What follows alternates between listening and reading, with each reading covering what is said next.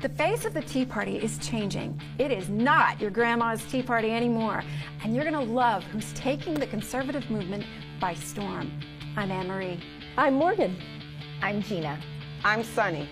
Sunny Johnson first burst onto the scene back in 2008 after hearing Sarah Palin speak, which motivated her to become an activist herself.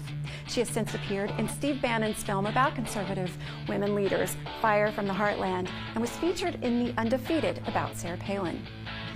And Sunny is one of the major forces at Breitbart.com. We're talking to Sunny Johnson on today's episode of Politichicks.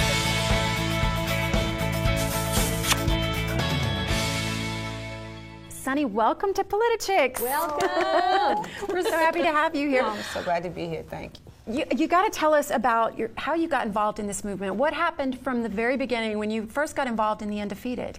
How did that happen? Well, actually, Steve Bannon is a real icon to me as far as, and everyone goes, you know, why did he pick you to be in his documentaries? I said, well, he has really good taste.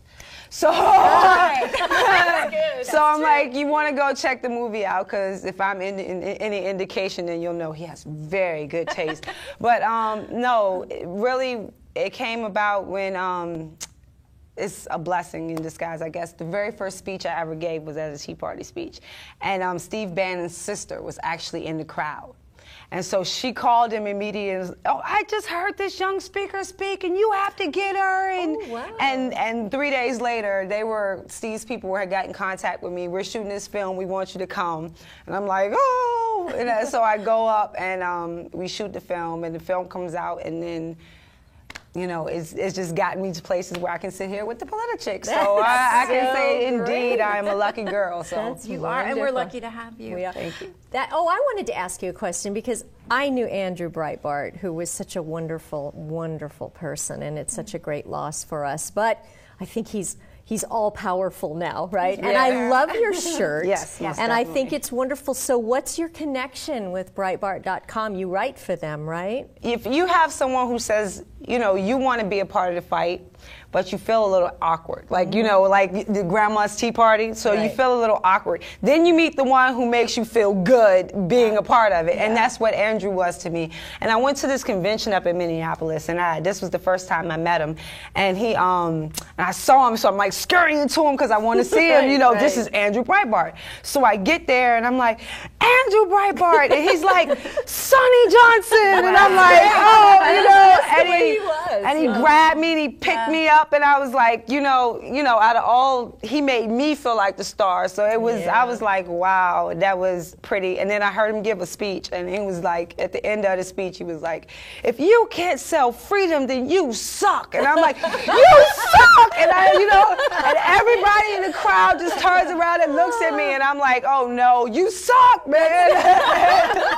There's our catchphrase. Yeah, and so that's amazing. And that's what Breitbart was. He was that indicator, that light, where I was like, oh, I do have a place. That's you know, right. I can That's do right. this. I can do it, and That's I can right. do it my way and be accepted. And he will be sorely And missed. he had so much energy, and you know that energy was contagious, Yeah. because it goes to you, and then it goes to everybody else that's around. So I'm hoping that everything is kept alive for Andrew. most I definitely. hope it is. I Well, really do. The thing about it was a diversity that he brought, that like, he didn't care. And this is the thing that I loved. He didn't care what you were, who you were, your status. He did not care at all. And one of the things that I found when I actually got into the movement was that, you know, everybody wants to call you to speak on the black issue.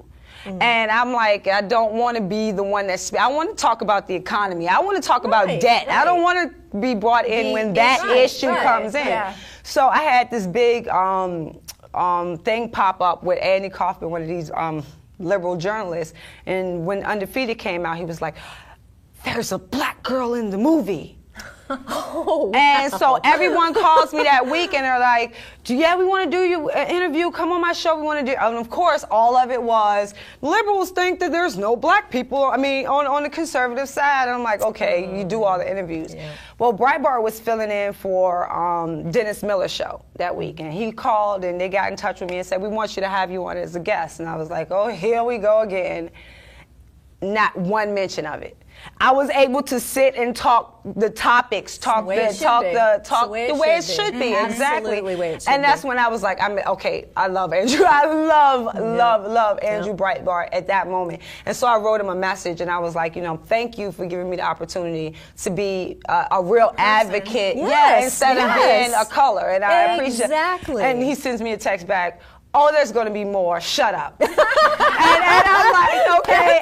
And that was Andrew. And so he left me with that. That's great. But it really gives you that feeling that you could be yourself. And you didn't have to kind of kowtow to what everyone else was doing. Into a category, right? There is no category for me. I'm just breaking it as I go. You introduced Andrew at CPAC. I'd like to introduce my friend, Andrew Breitbart. And then you also gave a memorial for him in D.C.